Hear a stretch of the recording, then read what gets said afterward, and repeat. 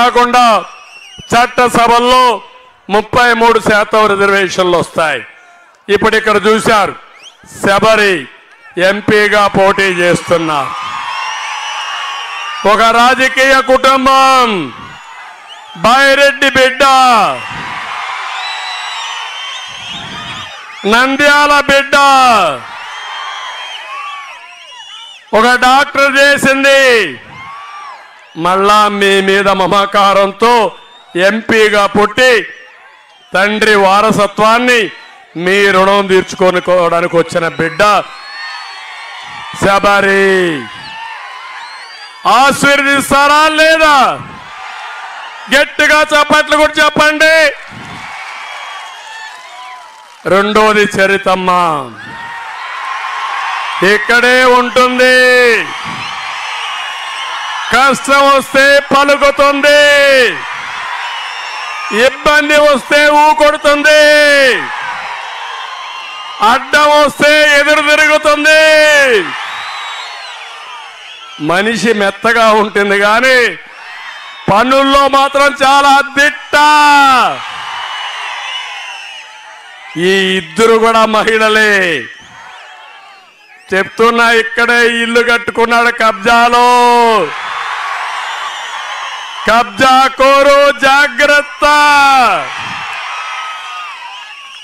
మా శబరి, చరితమ్మ, దుర్గా దేవుల మారిగా పోరాడతారు.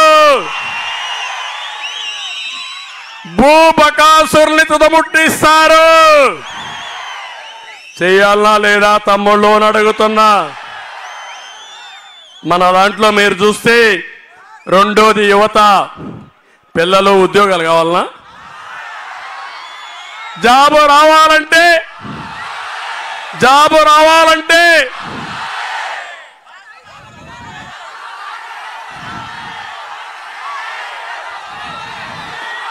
అందుకే నేను ఒకటే చెప్తున్నా మీకు, మెగా డిఎస్సి పెడతా, తొలి సంతకం చేస్తా, పబ్లిక్ సర్వీస్ కమిషన్ లో ఉద్యోగాలు నోటిఫై చేస్తా, ఉద్యోగం వచ్చే వరకు 3,000 రూపాయలు ఇస్తా, 40 లక్షల ఉద్యోగాలు, సంవత్సరానికి 4 లక్షల ఉద్యోగాలు. తమిళ్లో ఓర్వకల్ ఎయిర్పోర్ట్ ఎవరు కట్టారని అడుగుతున్నా. ఎవరు కట్టారు? దేనికోసం కట్టా? పని లేకుండా కట్టానా? ఎవడైనా రావాలంటే, పెట్టుబడులు పెట్టాలంటే పక్కనే ఓర్వకల్లు ఇండస్ట్రియల్ టౌన్షిప్ తీసుకొచ్చా. అక్కడ అప్పటికే కొన్ని కంపెనీలు వచ్చాయి. 30,000 ఎకరాల భూమిలో హైదరాబాద్కి ఒక సెటిలైట్ హబ్గా తయారు చేసి హైదరాబాద్లో ఉండే పిల్లల ఉద్యోగాలకి నా ఓర్వకల్లుకు రావాలని కలలు కన్నా. ఇప్పుడు పెట్టుబడులు వచ్చాయా? పారిపోయినాయా లేదా?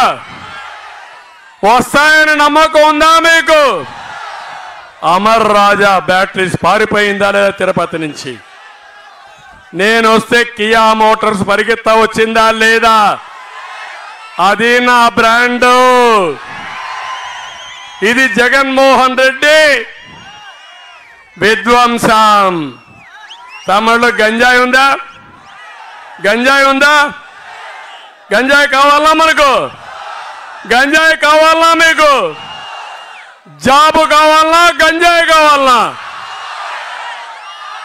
గంజాయి వద్దు, జాబు వద్దు. అవునా కాదా? అదే నేను తీసుకొస్తా. ఓర్వకల్లో మళ్ళా ఉద్యోగాలు వస్తాయి. ఒకటే తమిళ్లో నాది విజన్, జగన్ది పాయిజన్. నేను ఆలోచించాను, ఓర్వకల్లో బ్రహ్మాండమైన ఎయిర్పోర్టు, ఓర్వకల్లు పక్కనే ఇండస్ట్రియల్ టౌన్షిప్, దానికి ఆనుకొని నేషనల్ హైవే, అక్కడనే కరెంటు ఉత్పత్తి, సోలార్తో అప్పట్లో ఏషియాలో బిగ్గెస్ట్ పవర్ మ్యానుఫ్యాక్చరింగ్